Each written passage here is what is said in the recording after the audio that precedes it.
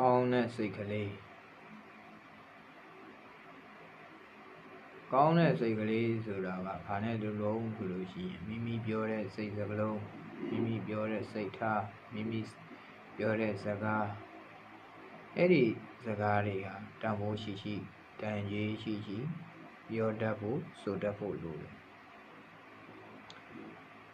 ဆရာသမားနဲ့တပည့်ကြားတပည့်နဲ့ဆရာသမားကြားမိဘနဲ့သားသမီးကြား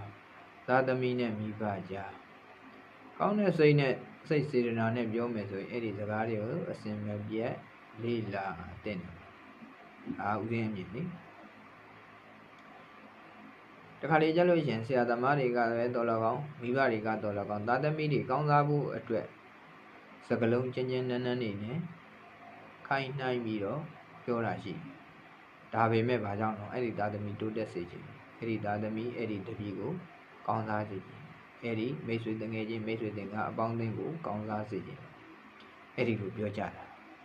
အဲ့ဒီလိုပြောကြတဲ့အခါကြလို့ရှိရင်ခံယူတဲ့ဘက်ကလည်းပဲအဲ့ဒီကောင်းတဲ့စိတ်စေတနာလေးတွေကိုခံယူနိုင်ဖို့အရေးကြီးတယ်မိမိက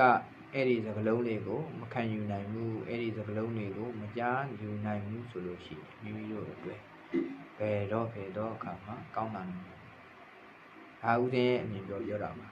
ကောင်းတဲ့စိတ်ဘက်ကပြောတာအဲ့ဒီကောင်းတဲ့စိတ်ကိုပဲစိတ်ကောင်းလေးပြပြီးတော့မိမိဘက်ကအဲ့ဒီပြောသွန်သင်ပြတဲ့ဆရာသွန်သင်ပြတဲ့မိဘတွေ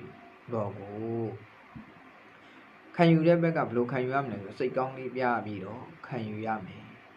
မိတ်ဆွေတကယ်ချင်းအပေါင်းအသင်းတွေရှိကလည်းပဲဘယ်လိုခံယူရမလဲဆိုလို့ရှိရင်စိတ်ကောင်းလေးပြပြီးတော့ခံယူရမယ်အဲ့ဒါကြောင့်မလို့စိတ်ကောင်းပြမှမိကောင်းရနိုင်တယ်မိကောင်းကဘယ်လိုရှာရမှာလဲဆိုလို့ရှိရင်စိတ်ကောင်းလေးပြပြီးကိုယ့်ဘက်ကခံယူလိုက်တဲ့စကလုံးတွေဟာစိတ်ကောင်းရှိဖို့လိုတယ်စိတ်ကောင်းရှိမှအဲ့ဒီခံယူလိုက်တဲ့စကလုံးတွေအပေါ်မှာဟိုကမိကောင်းဆွေကောင်းတွေဖြစ်လာမယ်အဲ့ဒီစကလုံးတွေခံယူရမှာငါ့ကိုတော့ကွာနည်းနာပြောလိုက်တာဆိုပြီးတော့စိတ်ဆိုးဒေါသထွက်နေမယ်ဆိုလို့ရှိရင်အဲ့ဒီစိတ်ကခံယူတဲ့စိတ်ကစိတ်ကောင်းမဟုတ်တော့စိတ်ကောင်းမဟုတ်တဲ့အတွက်ကြောင့်မလို့မိကောင်းဆိုတာဖြစ်မလာနိုင်ဘူးမိကောင်းရအောင်လို့စိတ်ကောင်းလေးကရှေ့ကနေပြရတယ်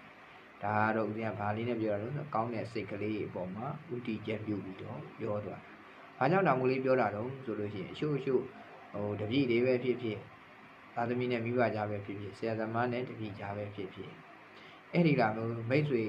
တငယ်ချင်းပေါ်တာအပေါင်းနဲ့မိတ်ဆွေတွေပေါ်ပဲဖြစ်ဖြစ်ပေါ့နော်အဲ့ဒီစကလုံးတွေကိုကောင်းတဲ့စိတ်ကိုအားလုံးကမခံယူရနိုင်အားကြောင့်ခံယူရနိုင်ကိုကောင်းတဲ့စိတ်ကလေးတွေ